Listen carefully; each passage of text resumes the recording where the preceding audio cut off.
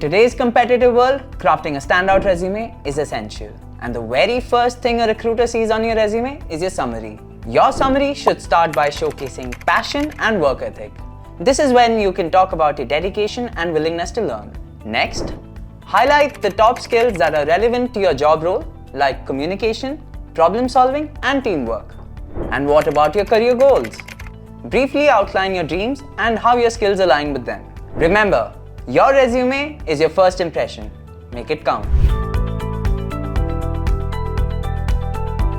Now, let's update the projects and achievements section of your resume. Firstly, prioritize relevance.